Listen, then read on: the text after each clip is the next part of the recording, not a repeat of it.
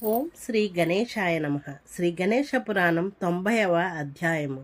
శేషోపాఖ్యానము మొదటి భాగము. శేషుని గర్వభంగము. సర్వజ్ఞుడై ఉండి దేవర్షి అయిన నాదమహర్షి శేషుని ఇలా ప్రశ్నించాడు. ఓ నాగరాజా, నీవిలా నీ తేజస్సును కోల్పోయి ఎందుకని దుఃఖిస్తున్నావు? నీ శిరస్సులు ఇలా భగ్నములైనవి ఎందువల్ల? నీవేమునికైనా అపచారం చేసి వారి ఆగ్రహానికి గురి అయినావా? లేక ఒళ్ళు మరిచిన గర్వంతో శంకరునికేమైనా అపచారం చేశావా? ఓ శేష, ఆ కారణము నాకు వివరించి చెప్పు. ఆ తరువాత నీ దుఃఖ నివారణకు తగిన ఉపాయాన్ని చెబుతాను. నీవు అత్యంత శక్తిమంతుడవు కనుకనే ఈ ధరణీభారాన్ని నీవు నీ పనములపై సునాయాసంగా మోయగలుగుతున్నావు. ఈ మాటలకు బదులు పలకకుండా భారంగా నిట్టూర్చి మౌనం దాల్చి ఉన్న శేషుని చూచి దయార్థ హృదయుడైన ఆ దేవర్షి నారదుడు కరిగిపోయి తనంతట తానే ఆ నాగరాజుకు శ్రేయప్రదము తిరిగి అతడిని స్వస్థానం పొందేలా సహకరించే మంగళకరమైన ఉపాయాన్ని ఇలా ఉపదేశించాడు. ఓ ఆదిచేస, శక్తి సామర్థ్యాలు కలిగిన శేష, నీకు శ్రేయాన్నిచ్చే నా వాక్యాన్ని శ్రద్ధగా ఆలకించు. ఏ ఉపాయం వల్ల సమస్త దేవతాగణములు నీ కింకరులవుతారో, ఏ ఉపాయం చేత నీవు ఈ సమస్త భూమండలాన్ని బాలుడు శిరస్సున ఒక పూమాల ధరించినట్లుగా ధరించగలుగుతావో ఆ ఉపాయాన్ని ఇప్పుడు చెబుతాను. అప్పుడు శేషుడిలా వినమ్రుడై పలికాడు. ఓ మునిపుంగవ, తీవ్రంగా గాయపడిన వాడినవటం చేత మునిపటిలా భూమండలాన్ని నా శిరస్సులపై మోయగల సామర్థ్యం కొరవడి అందుక సక్తుడనై ఉన్నాను. ఓ మహానుభావ, తిరిగి నా పూర్వపు స్థితి నాకెలాగున సిద్ధిస్తుందో ఆ ఉపాయాన్నే దయతో తెలుపు. నన్ను కృతార్థుణ్ణి మనరించు అంటూ వేడిన శేషునితో నారదుడిలా హితవు పలికాడు. ఓ రాజా, నీకు ఆ దేవదేవుడైన గజానను యొక్క అనుగ్రహం కలిగించే మహామంత్రోపదేశం గావిస్తాను. ఎవరి యొక్క దివ్యానుగ్రహ ప్రభావం చేత ఇంద్రాది దేవతలు తమ తమ పదవులను పొందారో, త్రిమూర్తులెవరి ఆజ్ఞానువర్తులై సృష్టి స్థితి లయములను నెరవేర్చుతున్నారో అటువంటి దేవదేవుడు ప్రసన్నుడైతే నీవు తిరిగి నీ పూర్వపు వైభవాన్ని సంతరించుకోగలవు. ఓ శేష, నిన్ను చూడటంతోనే నా మనస్సు జాలిచింది ద్రవిస్తోంది. అందుచేత నీకు పూర్ణ స్వస్థత చేకూర్చేటటువంటి గణేశ షడక్షరీ మంత్రాన్ని ఉపదేశిస్తాను. దీన్ని నీవు గనక శ్రద్ధతో జపించినట్లయితే నీకు గజాననుడు తప్పక సాక్షాత్కరించగలడు అంటూ ఓ వ్యాసమునీంద్ర, నారద మహర్షి శేషునకు మంత్రోపదేశం గావించి అంతర్హితుడైనాడు. అప్పుడు శేషుడు తపస్సు చేయడానికి కృతనిశ్చయుడై తన సర్వేంద్రియాలను నియమించి గజానను ధ్యానించి అచంచల భక్తితో ఆ పరమమంత్రాన్ని తదేక దీక్షతో జపించసాగాడు. ఇలా 1000 దివ్యవత్సరాలు గడిచిన తరువాత దేవదేవుడైన గజాననుడు ఆ శేషునకు సాక్షాత్కరించాడు. ఆ దివ్య సాక్షాత్కార వైభవం ఎలాంటిది అంటే, సింహవాహనారూఢుడై త్రినేత్రుడై దశబాహువులతో బాహుపురులు కుండలములు ధరించి మెడలో మెరిసే ముత్యాలహారాలతో రత్న కిరీటాన్ని రత్న ముద్రాక్ష సూత్రములను దాల్చి సురలకు నరులకు నానావిధ వరాలనొసగే ఏకదంతుడై దర్శనమిచ్చాడు. సిద్ధి బుద్ధులతో కూడినవాడై శేషుడు ఏ విధంగా ధ్యానించాడో అట్టి మంత్రమూర్తిగానే సాక్షాత్కరించాడు. కోటి సూర్యులను ధిక్కరించే దివ్య ప్రకాశంతో 4 దిక్కులు ఆ కాంతితో ప్రకాశిస్తుండగా దిగ్భ్రాంతి చెందిన శేషుడు ఆ తేజస్సుకు వెరచి కళ్ళు మెరమిట్లు గొలపగా చూడజాలక భయంతో కన్నులు మూసుకున్నాడు. తిరిగి కొంతసేపటికి ధైర్యం తెచ్చుకొని తనలో తానిలా అనుకున్నాడు. ప్రళయకాలాగ్నిని బోలిన ఈ తేజస్సు ఏమిటి? ఇది సకల లోకాలతో పాటు నన్ను తనలో దహించివేయదు కదా. నేను శుభఫలాన్ని ఆపేక్షించి సత్కర్మను ఆచరిస్తుంటే ఆ విపరీతం ఏమిటి? లేదా ఈతడు నారదునిచే ఉపదేశితమైనట్టి మంత్రమూర్తి అయిన గజాననుడా అనుకుంటూ చింతాక్రాంతుడవగా, గజాననుడిలా అతడికి అభయమిచ్చి ఆశ్వాసించాడు. ఓ నాగరాజా, భయపడకు. దివారాత్రములు ఏకమనస్కుడవై నీవెవరినైతే ధ్యానించావో ఆ మంత్రమూర్తి అయినట్టి గజాననుడిని నేనే. నీ భక్తికి మెచ్చి నీకు కోరిన సకల వరాలనీయదలిచి ఇలా నీ ఎదుట సాక్షాత్కరించాను. సృష్టి స్థితి లయాలకు కారణమైన పరబ్రహ్మతత్వాన్ని నేనే. నా యొక్క తేజస్సు వల్లనే సూర్య చంద్రాది నక్షత్రాలు ప్రకాశిస్తున్నాయి. పరబ్రహ్మ స్వరూపుడనైనప్పటికీ లోకోపకారార్థమై నీకు వరములనివ్వడానికి ఇలా సగుణ రూపంలో ఆవిర్భవించాను.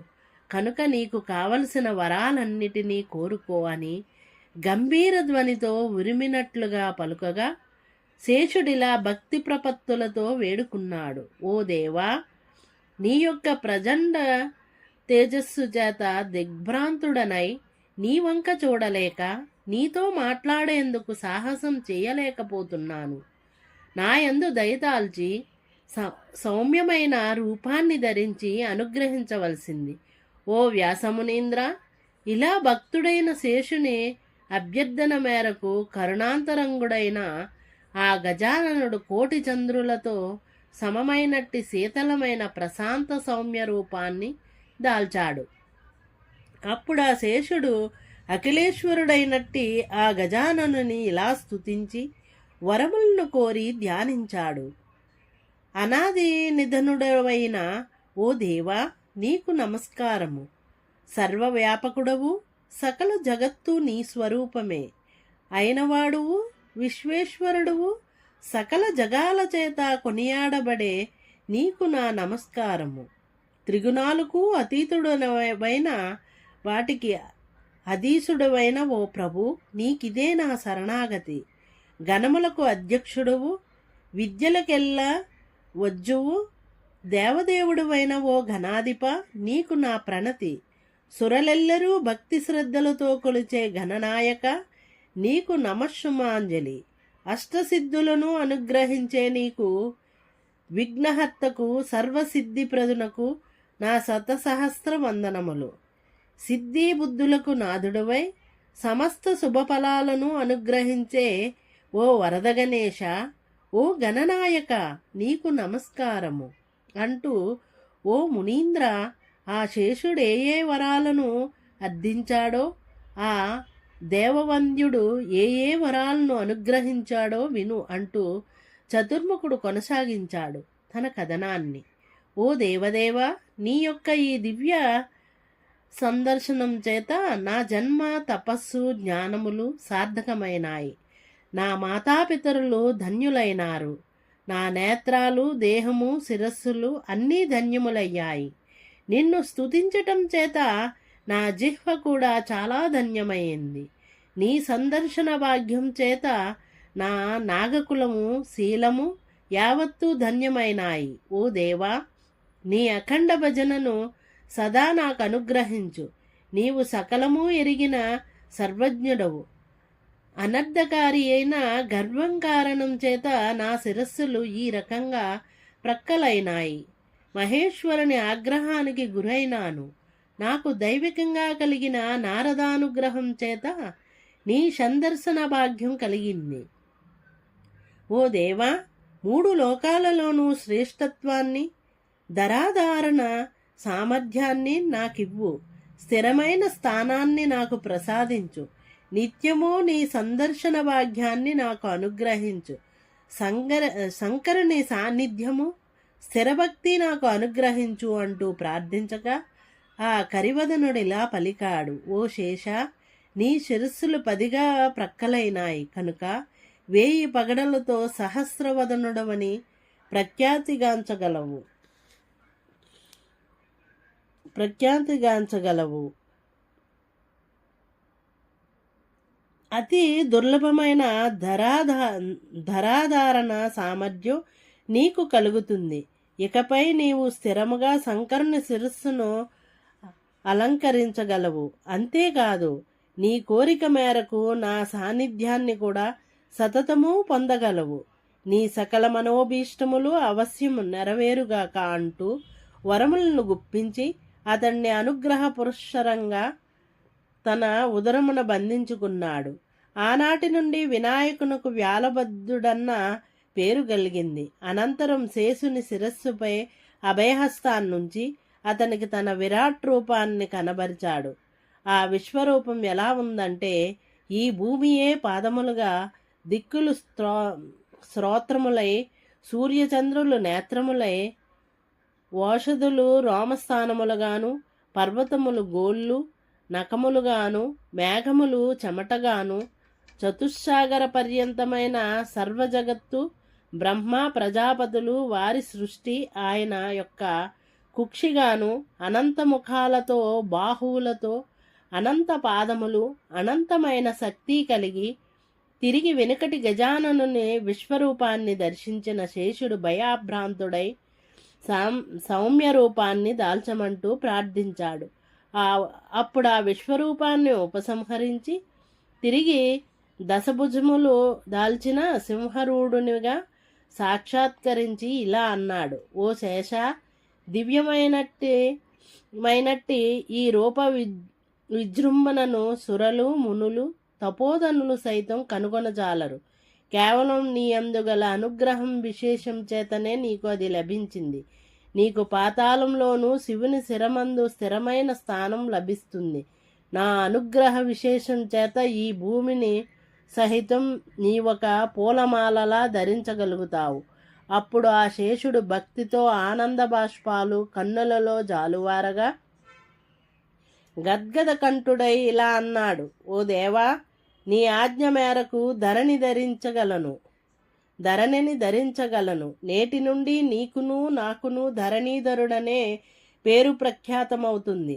నీవు కూడా భక్తజనుల మనోరథము లీడేర్చుతూ ఈ పవిత్ర క్షేత్రంలో వెలసి ఈ క్షేత్ర దర్శనం చేసిన వారిని అనుగ్రహించు అంటూ వేడగా తదాస్తు అంటూ అంతర్ధానం చెందాడు గణేశుడు. ఓ వ్యాసమునీంద్ర, ఆ తరువాత శేషుడు ఆ ప్రాంతంలో అట్టి అనుగ్రహప్రదుడైన విఘ్నేశుని మూర్తిని స్థాపన చేసి రత్నస్తంభాలతో కూడిన బంగారు ప్రాకారాన్ని నిర్మించాడు. ఆ దేవునికి ధరణీధర మూర్తి అన్న నామకరణం చేశాడు. తాను శ్రీహరి పానుపై భూదేవిని పుష్పమాల వలె ధరించాడు. గజాననుని యొక్క నాభి పద్మమున కూడా శేషుడు స్థిరవాసం ఏర్పరుచుకున్నాడు. ఓ వ్యాసమునింద్ర, ఈ విధంగా గజాననునే అనంత మహిమనంతా వివరించి చెప్పాను. ప్రవాల నగరం ఈ ధరణీధరుడు ఖ్యాతిగా వెలిసిన పుణ్యక్షేత్రం. శేషుడు గజాననుని ఆరాధించి అనుగ్రహాన్ని వడిసిన చోటనే ఇది శ్రీ గణేశ పురాణం ఉపాసనాఖండంలోని శేషోపాఖ్యానం అనే 90వ అధ్యాయం సంపూర్ణం. ఓం శ్రీ గణేశాయ నమః.